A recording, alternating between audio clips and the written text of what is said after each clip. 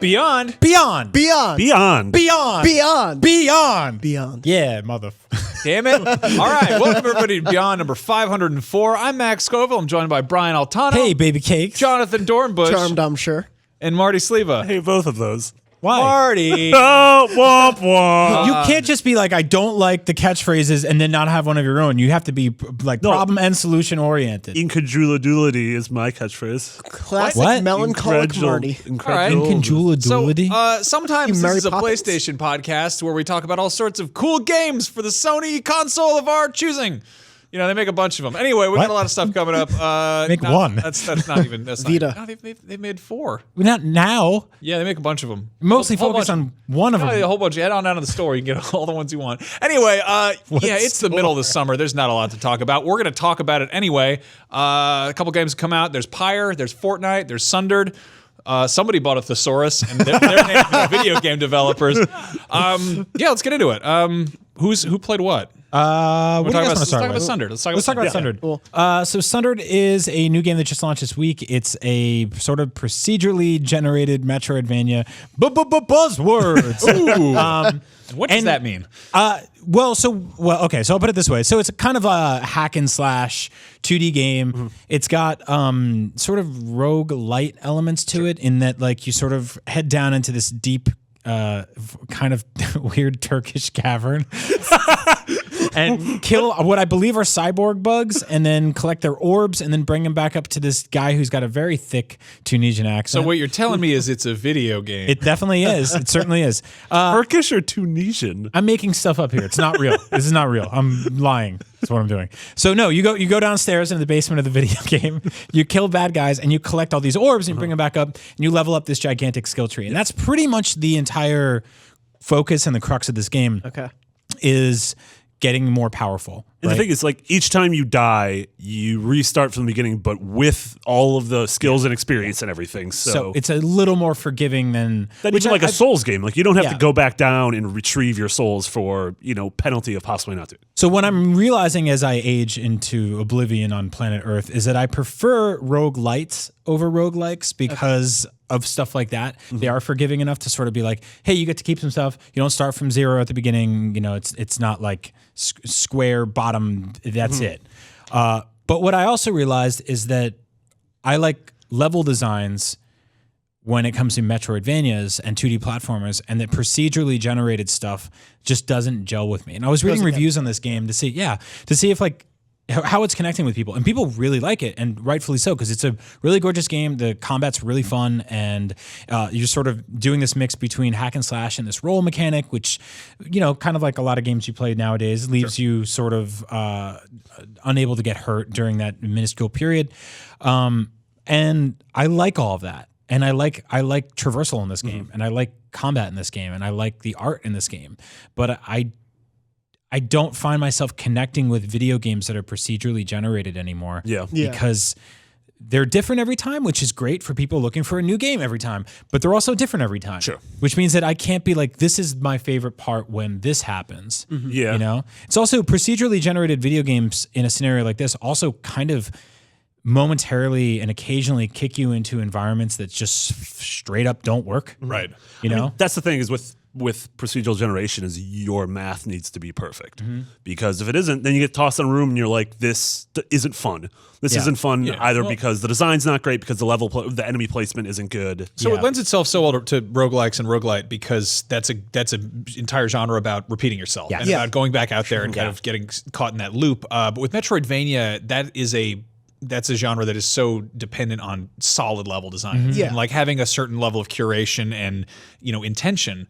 And it just, if you kind of, you toss these two words up in the air and it's like, I love Metroidvanias, but procedurally generation, I'm just like, I'm cool. Thank you. Well, yeah. And they seem almost diametrically opposed with each other. Like when I think of Super Metroid or Castlevania Symphony of the Night, like I think of those levels being bespokely designed by an incredible artist. Right. Not only visually, but in terms of every nook and cranny of it feeds into the mechanics that I slowly get throughout the game and the abilities and everything. And so to take that away and have some of it be random seems a bit strange. There's an intentionality to everything in that world. Whereas even if the combat is super fun, you're enjoying all of that, I can see how, for me, it's like I remember Castlevania games because it was, I had to go this way to get to that part of the castle to do that, or the same with the Metroid game. Well, like the entire crux of Symphony of the Night is when that cool secret thing happens. Yes. I don't know if we can talk. We can talk about the inverted castle at this point. I think. I've only played the first 20 minutes. So I'd prefer if you just towards the end of the game, if you're good enough, the castle flips upside down, and I can't imagine that. Yeah, you play the entire. I want to do a spit take. Also, Alucard backwards is Dracula. Grant Dynasty. So is race car backwards. It's race car. Same word twice. Crazy shit.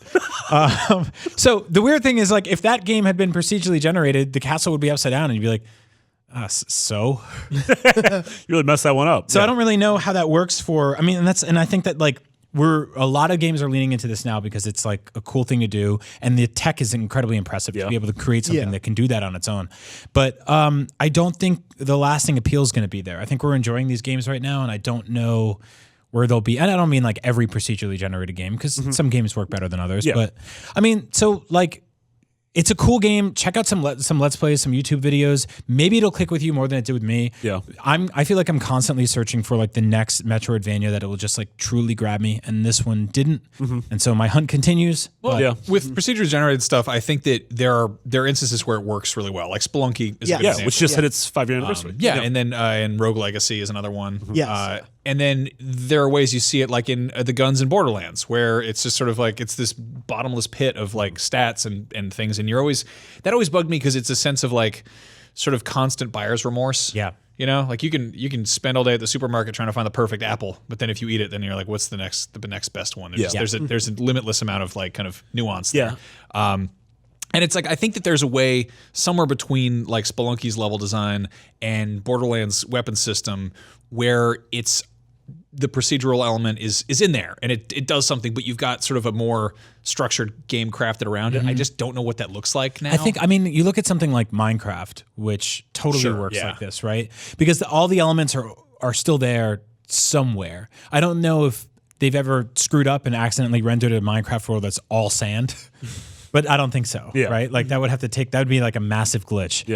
So like when you play that game, it's sandboxy and there's stuff but not everywhere. Not too sandboxy. And there's stuff everywhere, right? And you can, all the elements you need, all the ore and everything is there. And you're not really like, you're not timed or anything like that. It's a lot slower paced. So I think obviously it's a mechanic that can work. I just don't necessarily think it works for 2D games of this nature. But again, I'm in the minority on this because this game's getting great reviews. So, try it out for yourself, check out some videos, see if you like it. But so on the subject of Minecraft, a game that also dropped, Fortnite. Which I think handles procedurally generated stuff really well. So this is a game super interested about. We have been talking about this game since 2012. Yeah, when did you guys first preview this game? I think 1995. I mean, seriously, like 2013. No, it's been well over a fortnight ago. Yeah, it was a very long time ago. This was the first game announced running on Unreal 4. That's how old it is. Wow. Yeah. This was, I believe, before current gen systems were even out or fully announced yet. This was a thing that Epic was kicking around, and it's sort of procedurally generated crafting survival heavy zombie defense. Jeez. Does that sound about right? Yeah, that sounds about right. Yeah. And it's out now. They made it. They made the game. That's it. Yeah. You did a stream for Fortnite. I did, yeah. So we got to play with the devs. We played for about 2 hours. I also did the interview at E3 where they showed off. It's a game that shows off really well. So it's the kind of thing where they just drop you into a level which is procedurally generated. And the crux of this game is basically building forts, which is like really fun and like charming because the art style is kind of goofy. And then these sort of like hordes of cartoon undead, kind of like over the top Left 4 Dead-ish zombies and ghosts and other evil minions of the night. And just minions. Actual minions. Children of the night. So you go around and you break stuff and you collect sort of elements and hash them together and build these kind of giant forts, and you can set down traps, you can set down springboards. There's this very cartoony element to it. There's tons of different guns and there's different classes of characters. So when you play with friends, it's really fun because it's just like all four of us could be playing at once. We all head to different corners of the earth. You have a sniper rifle, so we build you a sniper tower, and you can go up there and just kind of hang out. And then I'm down on the ground with a melee weapon. I'm really much more boots on the ground. I want to smash dudes in the face. And then you guys are just running around with like shotguns and machine guns and bombs and stuff like that. And everyone is trying to tear down your thing. So you have this sort of crazy element of being like, we have to protect our base, but also protect ourselves and protect each other. And the core of the base is this sort of nucleus that can't be destroyed. And I just think it's really fun. And this is the kind of game that I went from being passing interest in to doing a stream and being like, this is going to be big. Yeah. And the game's already sold over 500,000 copies as of a week ago, probably way more by now. Holy crap. So it's going to reach a lot of people. And it's in a weird open beta thing now that you can pay into to get a bunch of stuff, but it's going free to play next year, I believe. So I think that if you want to wait, by the time you jump in, there's going to be a billion things to do in this game. And it's got this really cool sort of pinata minigame system where you collect things, and how well you do and how well you play. You collect cards that open up pinatas that you can smash open that drop guns and candy and all this other kind of stuff. Oh my, I love which pinatas. is incredibly satisfying. Yeah. You have melee weapons and you bash it against these really realistic, almost Viva Pinata looking pinatas. And you beat the hell out of them and crap drops on the floor and you pick them up and you get cool stuff. Yeah. There's an art into the sort of the sensation you get from opening up a random chest or a loot box or something in something like Overwatch or this. And I feel like they're really nailing it with the aesthetic of the pinata. Yeah. And again, this is we just talked about how randomized stuff doesn't work so well with some things. And I think for here, it totally does. You can sort of, and the cool thing about this is there's a lot of different settings where the world can be randomized. It's not like Minecraft, which just Minecraft. There's suburban areas where you can go into a 3-story house that has the entire front of the building ripped off and go upstairs and just wreck the TV and mine it, and then wreck the bathtub and mine it, and just loot everything and build something new out of it. Or you can be in the woods or in a forest or in a canyon. And depending on the layout, there's a lot more verticality at play. We got really lucky. We were playing this level that just had a bunch of different sort of tower hills, and we built this vertical platform above them, and the guys were trying to get up there and couldn't. But one of our guys fell off and fell down in the pit, and we're yeah, sorry, dude. It's not worth it. I think there's something really fun about that. And I think if you play with the right people, it's really cool. Even if you play yourself with bots, like I said about putting Max in the sniper tower, you'll have to make those decisions on your own and build the right vessels and areas for people to hide in. Yeah. A sniper, if you put him in a tower and you wall him off on everything but one side, he's I got to shoot out of this way. So you kind of tunnel enemies his way, which you can do by creating sort of an intricate system of that, and then put all that at use. So I think this works for people. I'm really excited to see what happens with this, because we're at a point when this game was first announced. There was Minecraft, and there was Left 4 Dead, and I think we were seeing the beginning of DayZ, maybe. That was so still very early on, but now we're at this point where these kind of sort of weird teamwork based survival-y games, we're PlayerUnknown Battlegrounds is a weird game where people are just kind of dropped on their own, and they're what are you gonna do? Go for it. It's the most popular game on Steam right now. It's the most popular non-Valve game ever. Right? And not coming to PlayStation currently, which pisses me off. That's annoying. Get on the phone. Yeah, Shuhei. I love you. I'm trying to threat you. I'm excited to see what Fortnite does. I think it's also really cool that it has spent this long in development. I feel like they've been tweaking it and just really play testing it and trying to make something that does work in the wild. It's hard to do that without just kind of being hey, check it out, But we've seen stuff like Ark Survival Evolved, where it spends too long kind of in early access or public beta. Did you see the full version of the game just got delayed again? And it's it's tough, right? It's cool to have, but it's, I don't know. There's that sweet spot between kind of creating something in a vacuum and creating something for the masses and letting sort of too many cooks into the kitchen. Yeah, and I saw some backlash against the pricing model for this thing, and it's justifiable to a degree because this will ultimately be a free-to-play game. But literally everything becomes cheaper if you wait. Sure. For the most part, you know, especially video games, very few of them get more expensive over time unless they're like box sealed NES Especially now in games. the age of digital games. Yeah, and digital games especially. If you wait a year, you'll always get the Game of the Year edition. Yeah, totally. I mean, when we spent like $120 on Battlefront, and then we talked about it for a year, and you can get that full game for like $15 in certain sales now. And it's like, yeah, just jump in. Like that's how much it costs to get lunch in some places. Yeah, I mean, CDs used to be $20-$30. Yeah. Now they're like, you go to Goodwill. Yeah, and it's easy. Like if I don't know, if you didn't sort of grow up playing games in the '90s and the early aughts, it's easy to sort of disregard Epic as just like, oh, it's that team that's been making this game for years, and then all they do is make an engine. But it's like they made Unreal and Unreal Tournament, which were some of the biggest PC games of all time and some of the most influential games, especially multiplayer games. Yeah, and I think it's great news that the game is selling so well, obviously, because that means the team will support it for a long time, and that honestly could have gone either way. Especially like you hate to see anyone work on a game for like 3, 4, 5, 6, 7, 10 years, and then it just happens and disappears. Like you look at like The Last Guardian, right? I mean, obviously there was no version of that game where there was like DLC and stuff like that, but had it sold maybe 5 million, I mean, there'd be an entirely different conversation around it. Like, would we be getting a sequel to it? Maybe would we be getting like, I don't know, a VR mission? Like, you never know, right? Yeah. But that story, Ultimate Guardian. yeah, Prequel. Yeah. that story has been told and it's over now. So I mean, Fortnite's a different thing, and I think it's going to keep growing, and that's really cool to see. Yeah, I think also Epic they have the luxury of like they do get a ton of money from the Unreal Engine being licensed out, and they're also, I guess they're sort of owned by Tencent, the big Chinese mobile game company. So they're kind of sitting pretty in terms of having some wiggle room to develop stuff internally. I hope so. And it's done some awesome. They did Robo Recall, the VR game, which is one of the coolest VR games that exists right now. So in other news, Pyre. Yes. Marty, you want to talk about this? Yes. Pyre's playing so this? good. Did you get a chance to play it? Oh yeah, I'm like 2/3 of the way through the story, I think. Oh, awesome. Go easy on spoilers. Yeah, we're gonna go easy on spoilers because there is like a very cool thing that turns the game on its head.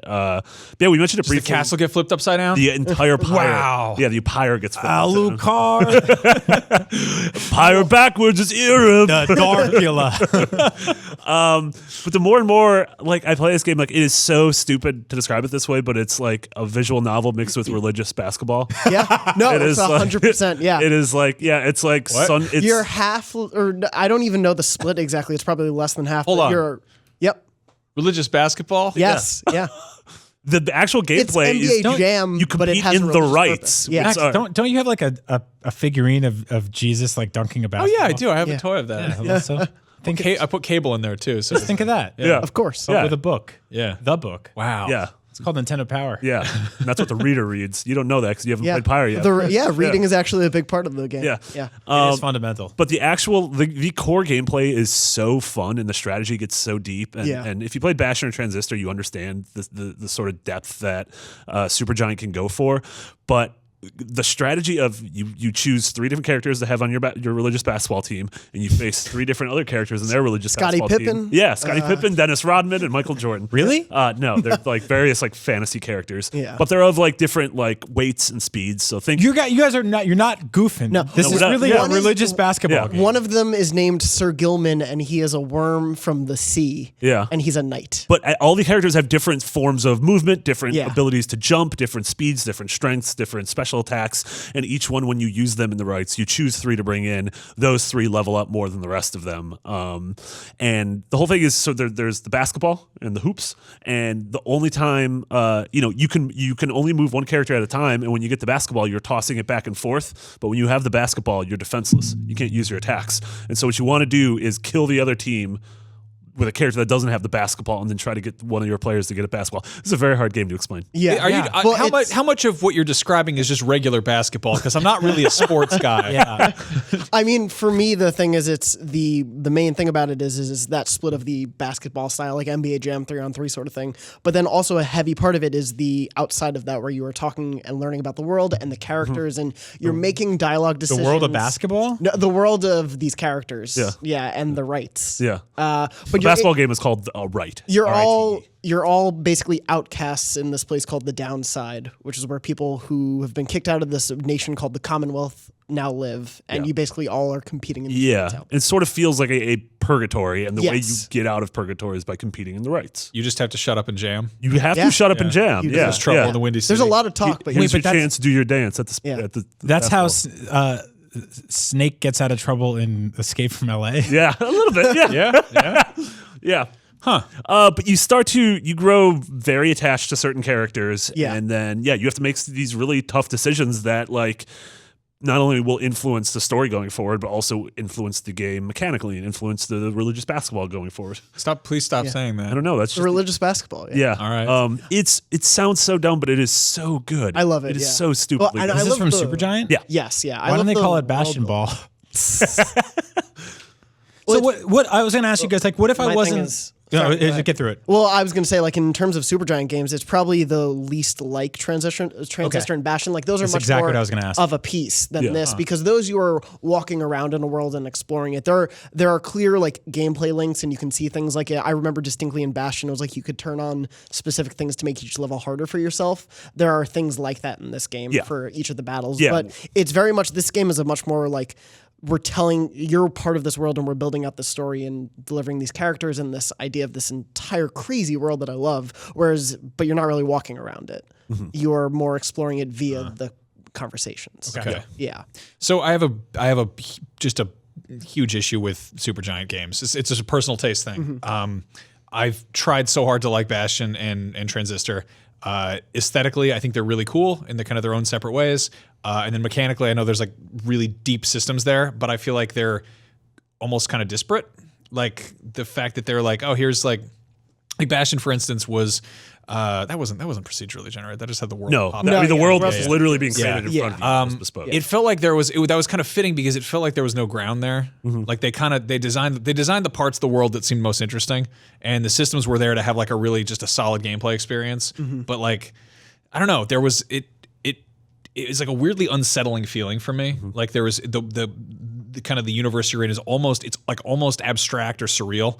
And it's just, this kind of seems like more of the same because it's religious basketball. But I mean, if it's cool systems, then I mean, I feel like there's probably, if the thing there for you with Transistor was that like it felt like the world was kind of on the periphery of it, this is very much like the world and these characters are in your face a lot more. Like Bastion did keep you kind of removed with the case of the narrator. Like he's narrating that story to you about, and the character is called the Kid. The storytelling in Bastion is very sparse, but here it is a focal point of the game. And for me, it's the thing of like, the bummer thing about it is that I can't walk around this world. Like I was saying to Marty and I think Andrew, like I want to write short stories about some of these characters in this world because I'm like, I want more. Like I want to walk around in that town that they go to. I mean, that was kind of my thing is the fact that you are walking around in Bastion and it just didn't feel like there's a narrator going on about it, and it didn't seem like the world was actually there for it to be narrating. But in this case, if my imagination's filling in the blank, like maybe that works. Yeah, for me, that's what it is. It's because there's a ton. It's interesting. I usually have the opposite effect with game worlds that don't feel fully fleshed out, where I start to see through the seams and it doesn't feel like true escapism to me. There's like a lot of old games where there's just like the background is just a JPEG and you're like, oh, there's not actually like a mountain there. That's not real. There's a lot of video games where like you are told the story or experience the world through cutscenes and through narrative, and without actual exploration, it sort of feels like you're like stuck in an elevator in a building that you can't walk around in. Yeah. It's a little like, don't think of it as open world in any way, shape, or form. Like Witcher or Dragon Age or anything. No. But everything that is there and the characters and what they all bring to the table and feeding into this main overarching story, while simultaneously, the more time you spend with a character, the deeper you get into who they were and why they were cast out of society. You're sort of given the ability to focus on specific characters in a really interesting way. Like if you find someone interesting, like pull them into your party, talk to them more, spend your time leveling them up when you have like a free night. And you'll be rewarded for by learning more about them. It feels a little bit like Persona 5 in that respect, where you are building up, it's less confidence and more like you're going deeper and deeper into a specific character's story when you do have a free moment. And also just aesthetically, like the game is gorgeous. Darren Korb, who has been the composer for every Supergiant game, did the soundtrack too, and I love it. It's so good. Like it's very specific too. They have different tracks for each of the characters and sort of the different teams of enemies you fight, and it's all of a piece, but can be very different. It sounds awesome. And it is weird because there is like a standings, like in the same way there is in the NBA, where you fight the same teams in rights multiple times and see what your win-loss record is. And if you lose a right, the story continues. And I totally recommend if you lose in this game to not restart. Is because to deal with your consequences in a really interesting way. Yeah. Oh, that's really fascinating. Yeah. It sounds like a little bit XCOM too. Yeah, totally. Yeah. Okay. Yeah, where you have to, like, your story is sort of, failure is a part of your story as opposed to, well, it's game over, but I'm just going to restart. It's obviously built into the dialogue that they've created, but it feels very cool to be like, oh, I messed up, and that character remembers that I messed up. Right. Yeah. Yeah. Mm-hmm. Yeah, that rules. Yeah. Play Pyre. He's on Pyre. Boom shakalaka. NBA Jam. Anyway, from downtown, Patapon. They remastered Patapon. They're back. Those little asterisks or whatever. Those little things. Those little marching boys. Do we have anything? Greg Miller doesn't host the show anymore. Hasn't hosted the show for like 2.5 years. Oh, but he's very excited for Patapon. So how's that? I played Patapon because he talked about it so much on this show. Yeah. Yeah. You got the magic touch. Yeah, I love Patapon, and I don't know. I think it is cool that this game that hasn't had a new game in 3, 4, 5 years Still doesn't have a new one. still doesn't have a new one, a remastered. But I don't know. To me, this was announced sort of at the same time as like Parappa and Wipeout and everything, and even Crash, where it's like, hey, I feel like a lot of these are proofs of concept of like, let's test the waters. Like, are people still interested in this? And I feel like with Crash, it was like, well, yes, people are clearly interested, so I would be shocked if we don't get more Crash down the line. Yeah. But like with Parappa and Wipeout, I don't think people are like, it's not really setting the world on fire, so I'm curious to see what this does. Well, even smaller PSP stuff like Loco Roco. And PS2 are like of a piece to me, where it was like really interesting, neat ideas that were super fun, but on a system that generally the public at large didn't have the access to that they do on PS4. Yeah. And this is a game like the art style it was minimalist, so still holds up incredibly. So like, Loco Roco or Sound Shapes. There's also a game. Was there ever a mobile version? Because I just want a phone. I want this on my phone. I don't think so, but it makes perfect sense. Yeah. I mean, if there was, it wasn't the actual It was game. something it was bad. like a match 3. Yeah. But Catch 'em all. Yeah, I think it's. I mean, this is like a nice kind of like stand-in for backwards compatibility or like a full library of like classics to be like, hey. Here we remastered it. It looks good. It plays nice. It's probably like $10, $20. Yeah, it still plays like religious field hockey. There you go. Religious field hockey. Great. Yeah. Okay. I don't think you're coming back. I'm not going to let you on the show anymore. Keep saying things that are maybe offensive, if nothing else, just really confusing. I think religious field hockey is that's my favorite sexual position. Oh, now it's offensive. Now it's bad. Ruined So it. what you did? Bad. Real bad. It's real bad. All right, so one game that is coming out for PSN this week is The Long Dark. Oh, it's like religious long distance running. It is nothing. It's not at all with that. The Long Dark is my favorite sexual position. All right, we're gonna move on. Beyond. No, Stop that. This is a game. This is like a first-person survival game, kind of not horror-ish, but like you're in the wild. You're in like a plane crash or something. You're walking around the woods and trying to not eat your own legs or whatever. Oh, that sounds awesome. Yeah. It looks gorgeous. It's very kind of like it's not cell shaded, but sort of painterly. Like I'd compare it to how like the Telltale's Walking Dead kind of looks, like a little bit stylized, but still like. You can tell things are dark and gritty. It's like trying to survive in the wilderness in like the thing without the thing being out there. But there's like wolves and stuff. Yeah, and you might freeze to death. Yeah. I remember hearing about this for ages and being like, why did this just come out for? It just came out for PlayStation, but it was on Steam Early Access in like 2014. Years. Wow. Yeah. So I think it had that same kind of misfortune that.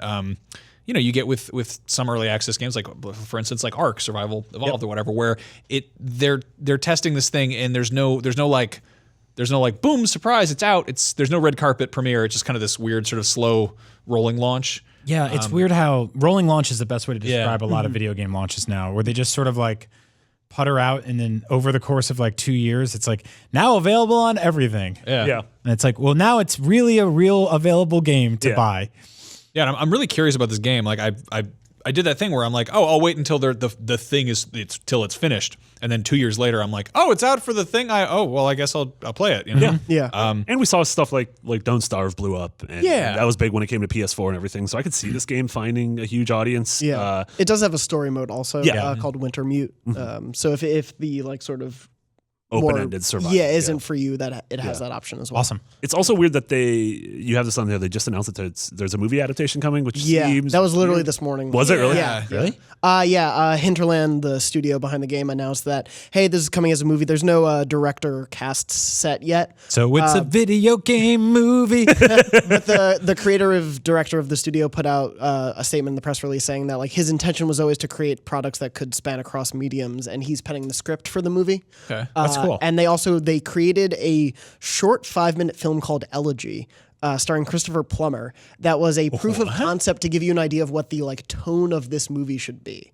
Wow. It's directed by someone who's not attached to the movie. Christopher Plummer is not attached to the film, but the whole thing was like, if you want to know what this is going to be like, here's these 5 minutes. That rules. Yeah. So you play as a plumber. Yeah, that was originally Super Mario's name was Christopher Plummer. Yeah. No, I think that's interesting. I haven't played the story mode of this yet, so I don't know what it does to kind of set itself apart. But I put this in kind of the same category as something like, I don't know, like a Call of Duty movie or like a Firewatch movie where you're like, well, it's a Call of Duty cinematic universe. I just have to correct. Sorry, I apologize. It's the CODCU. Come on, get it together, man. God damn it. But no, like it's there's either you have something that is entirely really focused and you're taking a story and you're lifting it out of one medium into another, or you have something where you're like, it has the name, but it's got the same gun. Well, like it seems his intention was always to like be able to make these things be a TV show or movie. So clearly, whatever story he was making, he had that in mind. Yeah, I mean, like there's plenty of movies where people are out in the ice and they're starving, and there's like there's wolves after them or whatever. Ice Age. Ice Age. Well, I mean, like there's 3 The Meltdown. There's been weirder things to adapt into a movie. Like this makes more sense. We got an Emoji movie this weekend. To me, Emoji is just like I'm gonna hit the eggplant button when I'm too drunk to write penis. They made a movie out of hit the eggplant button when I'm too drunk to write penis. They made a movie out of that 30-second YouTube video called Lights Out. Oh yeah, like it's a movie now. It's 2 hours. Yeah. Go see it. So yeah, this could be a great movie. It's the producer of Resident Evil's attached. I don't know how I feel about that, but yeah, I'm curious about the game. I think the game sounds more interesting to be like, hey, here's like you make up your own story. I'm way more interested in sort of survival stuff than just straight up like, oh, there's zombies again. Like I'm fine with zombies. I don't actually have the same fatigue a lot of people have with that kind of stuff, but I really like that sort of like lost in the woods, like have to craft and hunt and gather to survive. Like, if that's really what it's all bringing together.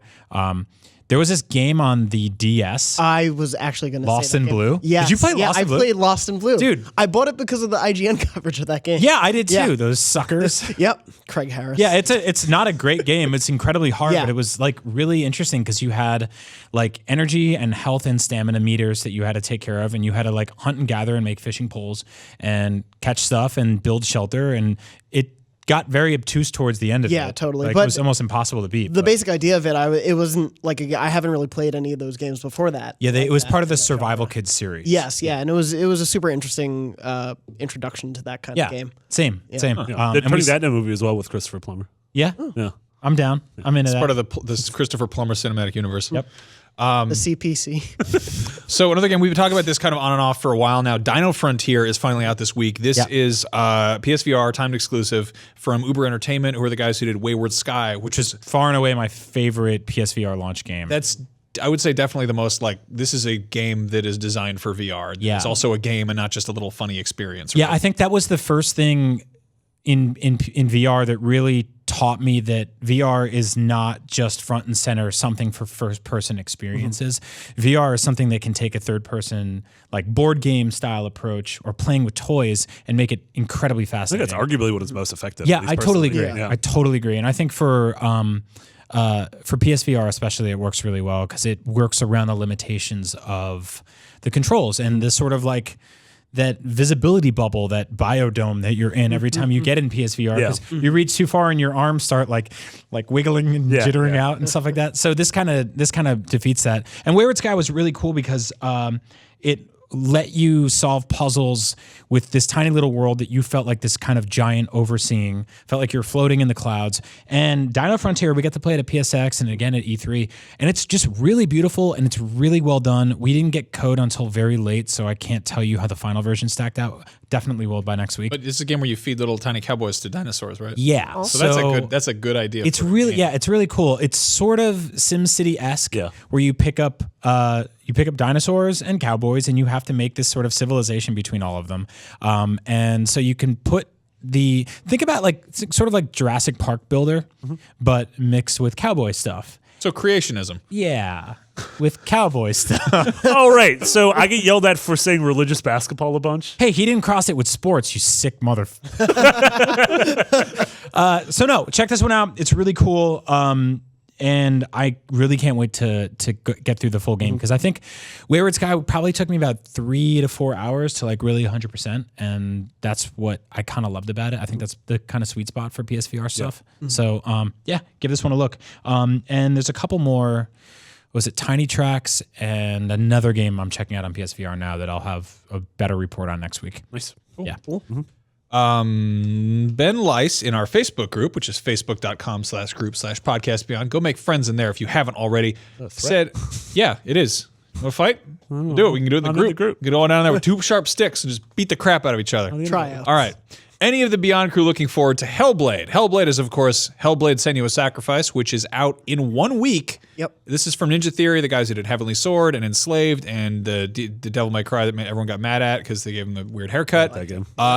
And we've been hearing about this for ages. I forgot it was coming out next week until a friend literally texted me this morning. I was like, hey, are you going to play Hellblade? I was like, right? What? Yeah.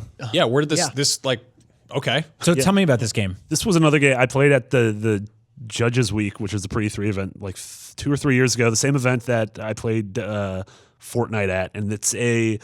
So think of Heavenly Sword. It's a third-person action game, except the way it's presented, at least it was back then, is it's like over-the-shoulder, camera-locked, like Resident Evil 4, but it is a third-person action game. Oh, interesting. So it's melee based, but you play this. That's mostly how I play Resident Evil 4, by the way. I shoot the knee and then you go up and give them roundhouse kicks and I do those DDTs, cool suplexes, Diamond a bunch of Dallas Stone Page Cold Steve cutters. Austin moves. But you play this woman and you're in this sort of like weird mythological forest world it seems like purgatory between heaven and hell, and you're encountering all these weird forest gods and goddesses, and like the story seemed cool. But watching the gameplay play out, I was like, I don't know if the combat's going to be any good, which is weird because the 3 games you mentioned before, Heavenly Sword, Enslaved, and DMC, all rely on really good combat. So what's really interesting about this, it's a hack and slash-ish type thing. It is also very much about mental illness, and they've been very front and center about that leading into this, about how like apparently some of the demons you're fighting are in this character's head. I think it's Senua. Yeah. And it's sort of like loosely, just ambiguously mythological. I think it's sort of Norse, sort of Celtic, sort of something else. But yeah, I was watching a gameplay clip we have up on IGN, and it looks a little obtuse. Like I'm very curious about it. These guys have been pitching it as like a AAA indie. This is their baby. This isn't like there's no Capcom, there's no anyone else attached to this. And I'm wondering. There's a part where she's walking around, and to unlock this gate, there are these 2 runes on the gate, and you have to find those runes hidden naturally in the level itself. So it's sort of like this weird like, kind of treasure hunt where you're supposed to and at one point like you find this thing that looks like a weird kind of Iron Maiden R, and it's like spelled out with rocks on the ground, but you have to go up on a roof to find it.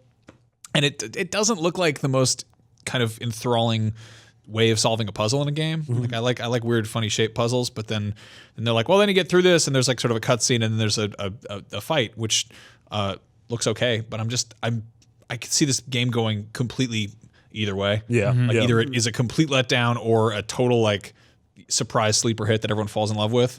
I mean, their track record, I haven't played Enslaved, sadly, but it's the one I really need to get back to. But I love DMC. And I wasn't like a Devil May Cry person, but I just thought the combat was great in that game. I had a blast with it. They make good games. I thought the combat in Heavenly Sword was good too. It was the camera was this thing that it was just like this weird. It felt like a camera on a slider.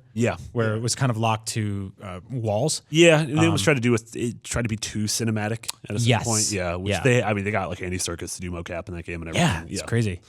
There was there's a level in DMC that I thought was one of the most just visually inspired things I've ever seen, which is where you're basically on like CNN motion graphics. That level and you're like inside Fox News, but you're like fighting a bunch of demons and you're jumping around on like infographics and like lower thirds. And I'm just like, bring that back. I want more of that. That was brilliant. So it's just weird that game is like sneaking up on us. A lot of people were asking like, what do you guys think of it? Like and it's like we don't really. There haven't been. This doesn't seem like whereas. I feel like games like Fortnite, there's certain games that have a long development cycle that we play very often. Yeah. At preview events or it's at every PAX or something. And so you're like, oh, okay, I've played this a ton.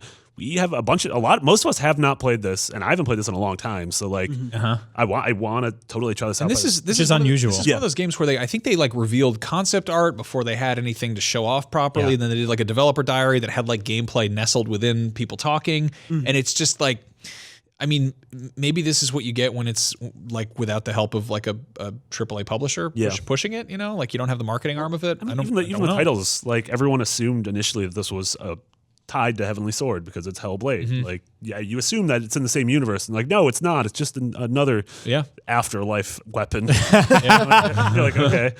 So they've got a little logo thing in there, like a little kind of rune, which they've had attached to this game for a while now, but only recently did people start being, that looks like a fidget spinner. Because it does. It's man, that sucks. No. Yeah, and I've seen people with like tattoos of this thing. It's just like 3 intertwining fidget spinner tattoos. Well, now they look like fidget spinner tattoos, but yeah, you just got to do it on your neck. Spin your head. Spin your own neck. Sounds fun. Here's some good news. Persona 5 is getting an anime. Thank it is God. called, Crashing through a wall. Yeah, it is called Persona 5 the animation. It is coming out in 2018 in Japan. No word on localization. Yeah, there was a prologue thing. There's Persona 5 the animation, The Daybreakers, double colons, which was a prologue that came out. That's on Crunchyroll. So if you want to go see that, Marty, have you watched that? I haven't, which I should. I need to, especially now Persona fan. Yeah, I'm a fake Persona boy. I am all in for Persona 5 the anime, and then every Persona 5 spinoff imaginable, like Persona 3 and 4 got. Yep. Like I always made fun of Andrew for playing. Like I'm like, you're gonna play this game where they just dance. You're gonna play this dancing game. And then you put 100 hours in. And now I'm like, I want these men to dance. For me. I want to play this game where the men dance. Yep. Yeah, I'd play like a snoozing simulator. I'd do anything. Yeah, I found myself kind of like wanting to jump into a backlog game. I'm still like grinding through Yakuza, which is I want it to just end at this point. I really love that game, but it's just also like there's such long ass cutscenes, and I'm like I could jump back into Persona. I just kind of don't want to play a grindy game right now, you know? And I like the characters in Persona, and I like that there's a story, but I'm sort of impatient in this weird way. But I'm also like, oh, if they made like a Persona like OVA, like I could be down to watch that. Yeah. Yep. You know? Yeah, summer's a weird time for games because you want something that can just sort of like, I want something that's sort of all encompassing. Like I wish like a game like Horizon came out right now. Because that's perfect. And I think about on PlayStation, I haven't played a game like Horizon since Horizon. I don't mean like exactly like Horizon, but something that's like a 50-hour, really sort of meaty third-person action game. Yeah. We're gonna get a ton this fall. Yeah. I mean, I'm gonna be all over Shadow of War and a bunch of others. Oh, dude, it's got Shelob in it. Yeah, the spider. The spider? Oh, wow. The big spider? Man, for a dude who really liked the Shadow of Mordor, you don't know anything about Lord of the Rings. I was kind of iffy about that. That's why I like Shadow of Mordor. The sequel, and then they're like, I just saw it's like Shelob trailer, and I'm like, oh no, I'm gonna play the crap out of I know this. that's a weird nickname for Shia LaBeouf. Yeah, Shelob LaBeouf. That's not the character voiced by Kumail Shia Nanjiani. LaBeouf. No, isn't Shelob in the game a woman? Wasn't that like a big thing? Maybe the big It doesn't talk. It Up. really just goes like it makes that. Not Oh, sure I what think there was like a anyway. whole thing about it. They actually human form. mocapped a real spider. And they were like, this mocap woman Shia LaBeouf. only has 2 legs. We needed a woman with 8 legs. Yeah. A huge, terrifying, big phallic stinger. So they got Really selling they got, me on the spider guy. That's So they got Spider. David Arquette from the hit film Eight-Legged Freaks. You think so? You think Yeah. they got him? Yeah. yeah. How fast do you think he picked up his phone? Quarter of a ring. He picked it up so quick that it fumbled out of his hands into the toilet. Oh no, I lost it. Scream 5, is that happening? Anyway, Dragon Quest XI, Echoes of an Elusive Age. Is this just regular Dragon Quest XI? Yes, or? it's just what it's called in America. I Okay. just want to make a note while we were talking about weird Japanese things coming here next year. Dragon Quest XI, which just came out in Japan. This is like the new, really gorgeous PS4 one. Yes, this is the one that just came out like 2 or 3 days ago in Japan. They announced that it's getting fully localized and coming to the West next year. I think it's great because this game looks gorgeous. Yeah. It's Toriyama's art style. I've always like wanted to love the Dragon Quest games because they look like fantasy Dragon Ball basically. But I don't know. They're either I just don't get into them. Don't get hooked on them. And this one looks like it's kind of open worldy and like actually I don't know if it's action RPG or is it? I think it is a little bit more actiony than the other ones, and especially because 10 was an MMO. And so Right. this is going back to single player, but I think it's pulling in some of the MMO stuff. But next year between this and Dragon Ball FighterZ is the year that Toriyama's coming. Hell yeah. Yeah. No, I've just been watching like cutscenes of this online. It looks fantastic. So Yeah, it lets me hang out with those slimes real good. The Slims? The slime time. Yeah. Ooh, is that what you call it? Don't call Yeah, it so that. anyway, now it's time for Rapid Fire. We hopped over to our Facebook group, which is groups.com/net/GeoCities. Definitely not, but it's facebook.com/group/podcast beyond. Anyway, Angel Fire is my favorite Vegas magician. that's actually that's an upcoming Ninja Theory game. It's going to be very good. Tommy Ratliff says, what jump in technology would you guys like to see in future consoles besides graphics? This is a great question. Man, I can just go ahead. I was going to say, like, one of the things I completely forgot about with the luxuries of this generation is rest mode and how much of a wonderful, like, just like ease of use thing that is. Yeah. I would It's love great. just that kind of stuff, even more streamlined. Yeah. Sure. Yeah. I just want a really snappy UI.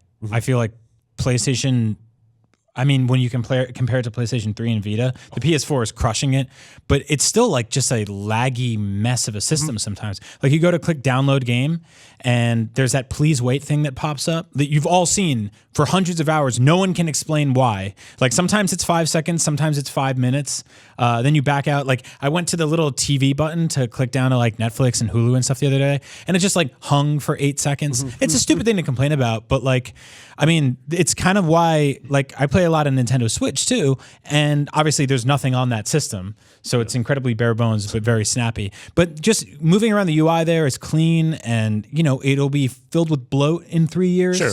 But right now, like I just want something like that. I want the store to not be like a vertical column of letters every time I search. That you have for something. to type and you have to start at A and go Yeah, to the like next one. some weird upside down abacus. Can we just get a section that's just the drop that just shows you all of the games, Yeah. all the new games that just came out this week's games? Not Sort like them by the new. Just have a button for this Yeah. week's new games, and not like games, more games. Sort by newest and games. like 8 of them are pre-orders. One of them's for a movie that's in theaters right now. Well, I don't know about you, but I love searching by letter by letter. Yeah. with the name of a yeah. game. It's That's the kind of stuff when we were like, all right, well, this generation is not going to be the sort of like seismic leap that we thought it would be. They're going to make up for it with everything else, and in many ways they did. But like the system is still a very slow, laggy mess when it comes to a lot of very fundamental things like To be able to change our PSN names. Oh, that's a. I gave up on that one. They're I mean- gonna need a whole new processor for that. There's gonna be no backwards Yeah. compatibility. Yeah. It's gonna be real rough. They're going back to the cell processor. Sorry, Oh, they perfect. goofed. They were like, Yeah. no, That was actually perfect. Yeah. Yeah, messed up. Yes. At this point, you're dying at age 90 with Bungle Dung 69 written next to your It'd be PlayStation. Sora 2792 for the rest of Really? my life. Yep. Yep. All right. You sore about it? Yeah, I played. I was in New York over the weekend on my flight to and from. All I did was play Breath of the Wild. Yeah. And I'm almost done with it. I beat the 4th Divine Beast. I got the Master Sword. And I did Eventide Island. But that whole time, I'm like, man, I'm gonna finish Zelda. But I wish I could play Nier on this plane. I Yes. wish I could play Pyre on this plane. I wish I could play Yakuza on this plane. Like, I really do. I don't want everything to become the Switch. I still think I'm primarily going to play my games at home. But that being said, it would be so nice to be able to just play these games lag-free, hassle-free on a gorgeous screen. Yeah, and I have a feeling flight. that, like, I mean, so the cool thing about the video game industry, and this is reductive, is that everyone steals from each other and that no idea is original. Sure. And that when something gets big enough, everyone is sort of forced to do it, even just momentarily. Like you look at motion controls, which ultimately didn't really pan out. We're not really using them for anything outside of VR these days. But Sony saw what was going on with the Wii and they jumped on it, right? They made Move controllers, and then Xbox made Kinect and all this other stuff. I have a feeling like that's why I'm excited about the Switch on behalf of Sony, is that if it gets so big that you absolutely cannot ignore it, Sony is going to come out with a version of it that's 5 times more powerful. Like that's what they do. They make the most powerful handhelds on earth, and they'll make the portable PS4 that you can bring anywhere. Yeah. And that's really exciting. Like I don't know if it'll happen. Yeah, it's but- also not. It's not insane to think about it because we did have. There was the original PlayStation, and then there was like the little tiny baby one that had like a snap-on thing. And this was at a time where like rechargeable batteries were not standard. There was no such thing as USB, or if there was, it sucked. And like now we're at a point where everything is rechargeable by familiar cords and plugs, and LED screens are cheaper than ever. And there are things that are possible now that are like, I mean, the Vita could have been that if they tried a few things differently. But Yeah, and I think because the Vita was like a completely different piece of tech than the PS4, you had a massive disconnect with the games that were being developed for it, and that most people ended up just playing like 2D JRPGs and like, you know, like kind of like whimsical indie games, and the AAA Call of Duties didn't work out because they had to make something from the ground up. The Killzones felt like they were great, and the God of Wars and stuff like that, but they were like smaller versions of their bigger brothers. Yeah, exactly. Yeah. So I think not even bridging that gap, getting rid of that gap entirely, and just making one system that works everywhere. And I think with like cloud saves and crossplay and all that kind of stuff, I think Sony's like, they're poised to do it better than Nintendo can, because Nintendo right now, like if I lost my Switch, my Zelda file is gone.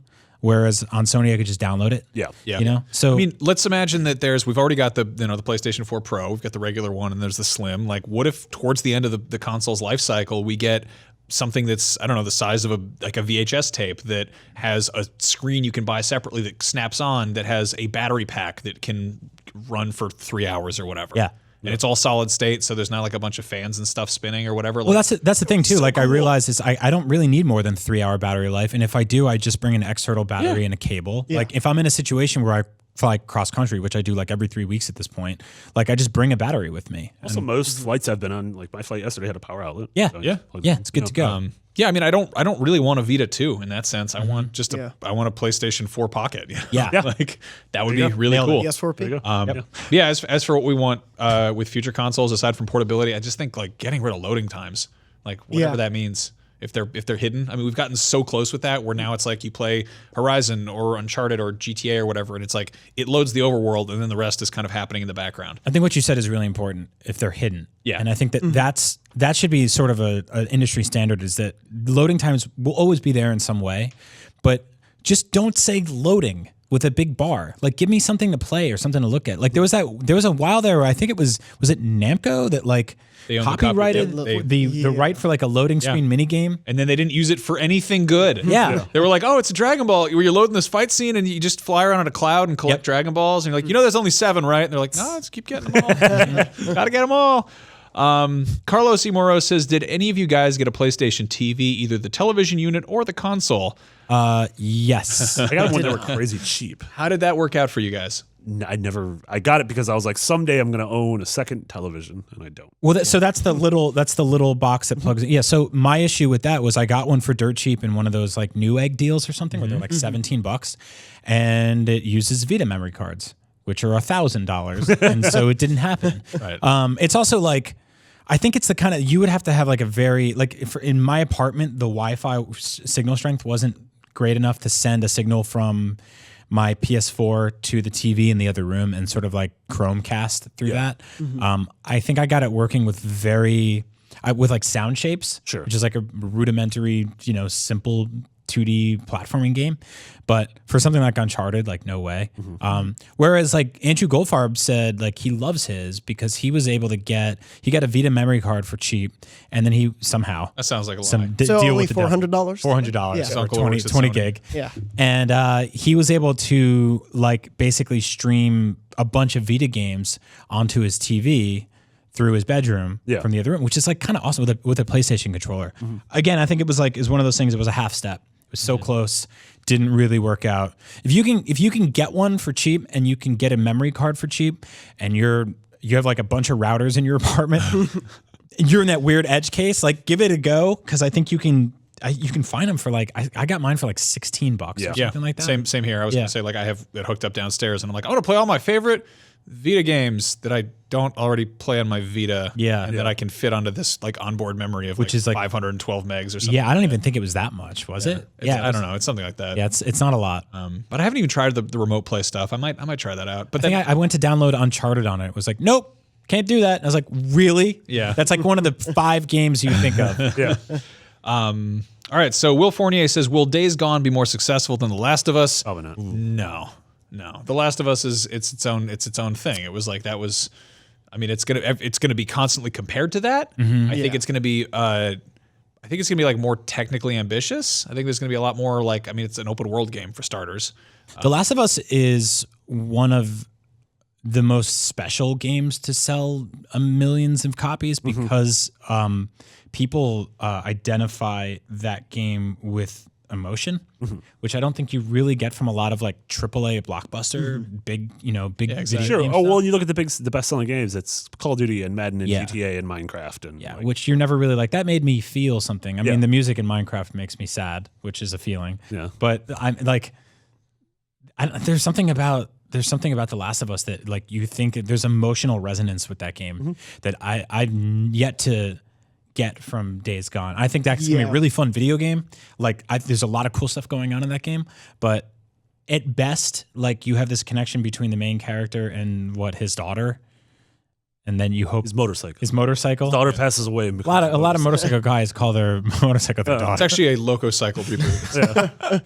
I see it selling well though. Yeah, I mean, I want it to be good, and I hope it's good. It's just I remember the first demo that I saw for Last of Us when it was on stage at their E3 press conferences. I forget who was standing on stage, but they were playing, and it was Joel going through that sort of like the office apartment building, and he's like taking out guys and having to deal with all that, and it is super intense, and you feel in that moment with that guy, and then he drops the controller and like walks off stage. Yeah. Like I still remember that demo vividly, whereas I remember the Days Gone demo of being like, oh, they opened and closed the show with that game for some reason. And there were a lot of bodies on screen. And that's what I remember. I want it to be cool, and everything I've seen, I'm interested, but it didn't hit me in the way that that's the thing, is comparing to The Last of Us isn't a knock against Days Gone. It's a praise for The Last of Us. Yeah. I kind of wish that it was leaning more into the badass side of things as opposed to like the emotionally wrought, like angsty things. It's gonna be. I think it's gonna be, put it this way, Days Gone is going to be more Walking Dead and less The Road. Like it's going to be Totally. There's going to be emotions and stuff there, but it's going to be also like you're going to set Far Cry booby traps and set the zombies out, and they're going to eat the guy. So I wonder where this game would sit in a world where there wasn't The Last of Us 2 announced. I think it would have a much more sort of clearly defined role in the universe of video games, whereas right now it feels like kind of a holdover until The Last of Us 2. But again, they're both doing different things, and I'm excited to play both. The Last of Us 2 is coming out for quite a bit. Yeah. Brennan Muniz says, at this point in time, would you recommend a PSVR? Not really. Like, it sucks to say it, but like it's really unclear what is happening with that. Well, what did we spend like all last fall and Christmas saying, right? We kept saying like check back in by summer of next year. Yeah. Like maybe if it has this like big robust library and third parties are all over it and it's not there. We are getting like a Final Fantasy fishing game. We're getting Skyrim. We're getting some other weird little. We did get a showing for it at E3, which is good. Yep. Yeah. But it also, again, we've got this weird problem of finding Move controllers. People are having no problem finding the physical units. People were texting pictures of it at Walmart and Target to us. Finally. Which is good. It's out there and you can buy it. You still have to find the camera and the Move controllers. Sort of a weird like fetch quest, Yeah, like one item for your potion is too hard to track down. And then once you're there, like I mean, I still think that they haven't really done the best job of communicating. These are the big games this week. Yeah. You have to sort of relegate yourself to digging around and really falling in love with cool, quirky little indie games. Yeah. I mean, Dino Frontier is coming out this week, and you told me that. Yeah. The PlayStation blog said that. I didn't find that out through anything else. There's no little ping on my dashboard being like, hey, there's new VR games out. You can go check them out right here. It's like, hey, PlayStation Now. I'm like, hey, delete. Yeah. That said, I think don't want that there. I think there's a lot of really awesome experiences on it. Yeah. And if you can get one, I don't know, refurbished or on the cheap or off Craigslist without getting stabbed, I think you should get one. But what I can't say right now with any sort of like confidence is what this system is going to look like in 6 months or a year, And that's like when you buy into a PS4, you're buying into a system that is going to last you for 5-10 years. Yeah. When you buy into a PSVR, like we had a bunch of really cool stuff at the end of the year last year. We had Resident Evil 7 at the start of this year, which is like, one of the coolest things ever done in VR. But from here on out, like you're looking at cool stuff like, Moss, which is like an adorable game about a mouse. But I'm going to play it. Max is going to play it. I'm very excited to play that game. I don't know if that's really what you're looking for, though, right? Like, we don't know right now. There's a new Battlefront coming out. We don't know if there's like a VR component. We haven't heard anything about that. There's a couple of little like mini game things, like the Final Fantasy thing. Yeah, dude, like it feels like a very specialized piece of kitchen equipment. Like it's a fancy appliance versus a necessary appliance. Like a PS4 is a microwave. It is a thing that will cook anything you throw at it, and occasionally you're like, don't put that in there, it'll explode or it'll go bad. But the VR is like a juicer or something, or like a spiralizer. It's like a juicer. It's like, well, do you drink a lot of juice? Yeah, and so like not to keep like evoking the Nintendo Switch because it's a PlayStation show, but it is a recently, wildly successfully announced and launched console of video game hardware in the wild. And I think there's things to learn from it. And I think the way third parties have a wait and see approach with Nintendo stuff, and justifiably always have because their stuff doesn't sell well there. There is that period of like, we have to see if this is fundamentally worth it for our business. And Nintendo came out and supported it super strong at the start. They said, we have this, and this. And they all became million sellers. And even stuff that you could port over is doing well. And then you start getting stuff like Skyrim, and you get all these other third-party announcements slowly trickling out. We got a thing from Capcom the other day being like, this Street Fighter, Ultra Street Fighter sold 500,000 units. And it's like a port, basically. So now they're like, they're going to put everything. So now they're pushing everything on there. And I think that we missed that chance with PSVR. I really think that like Sony had to really push hard in that first 6 months to a year, and it didn't really happen the way it was supposed to. So the wait and see approach has now waited, and now we're seeing that it's not panning out the way people thought it would. And part of that was the supply constraints. Part of that was there wasn't really just a lot of AAA software at the jump. And part of it is also just VR's place in gaming right now. It is still very nascent, and we don't know what the future looks like. And a lot of VR companies have talked about how they're like, they knew this was not going to be a 0 to 100 success sort of thing, but it's how long do we have to wait for it to be more ubiquitous? Do we have to wait till this fall? Do we have to wait for 3 falls from now? Like, what is that time? And PSVR sold well, right? Yeah, but I still don't own one, and like I will look at it again. It's pretty much like every fall I'll look at it. Like when sales start to come up around Black Friday, I'll take a look, and it's like there are a ton of experiences I'd love to play on there, but nothing was like I need to own this extra $300 worth of equipment. Well, we saw that thing around Amazon Prime Day, right, where Oculus dropped to like $300 and you with got controllers the touch and everything. Controllers, which is a tremendous deal, and that I think reignited a lot of excitement around that platform, and we haven't seen anything like that with PSVR. And so I don't think PSVR is going to be PlayStation's Virtual Boy, but I don't even know if it'll be their Vita at this point. So it's in a really interesting spot. It'd be really cool if they made it so that it was compatible with PC. Like if they were just like, hey, it goes both ways. You plug it in there and do weird homebrew stuff. Yeah, I think it really needs to find its voice. It needs to find what it needs to be. Yeah. Jim Sahota writes, what's the last concert you went to? Will any of you be at the Kendrick Lamar concert at Oracle or in San Jose? I wish. I didn't know he was performing there. He's performing just for Jim. Oh. Yeah, it's a one-on-one. He's like, are you guys going to my private Kendrick Lamar concert? He's going to pop out of a birthday cake. Marty, what's the last show you went to? I don't know. You saw IU? I saw IU. I love that group. My favorite finish. It's relatively recent. I can't remember. All right. Dornbush? I haven't been to a concert since I've lived out here. Same. In New York, I think the last bands I saw were the Gaslight Anthem and the Kills. Oh. Yeah, I stopped going to concerts when A, I got to a certain age, and B, I moved to California. I didn't grow up with I went to hip hop shows like 2 or 3 nights a week in New York City, and I moved out here, and it was just like, hey, you guys want to see E40's cousin? And I was like, not really. Yeah. So I just went to bed. Yeah, I went to a winery and saw Andrew Bird, who's like a folk violinist, and it was nice, but it was at a winery, and I'm like, I feel old. It was also like being on Big Little Lies. There's just a bunch of like weird like Monterey moms getting wine drunk and like touching somebody's leg. I guess I didn't think of it because I was thinking like a performer musician, but I did at E3. I did go to the Kingdom Hearts Orchestra. Okay. Yeah. So there is that. Where we went to the Zelda Symphony. dozens of amazing musicians. We got mom drunk there. Oh, I got very mom drunk at the Zelda Symphony. Yeah, I threw up on a princess. I did not throw up on a princess. I go to more comedy shows these days. I mean, in terms of because you can sit. Yeah.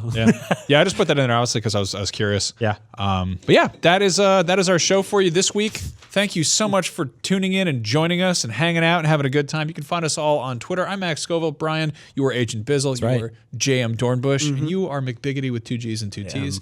Of course, subscribe to us on YouTube, which is youtube.com/IGNBeyond. And that Facebook group, one more time, is facebook.com/group/podcastbeyond. Anything else we want to touch on real quick? No, that was great. You did a great we did outro there. Is that it? We're done? That's it? Cool. Check out my mummy pen. It's a pen that looks like a mummy. Slam dunk basketball. Yes.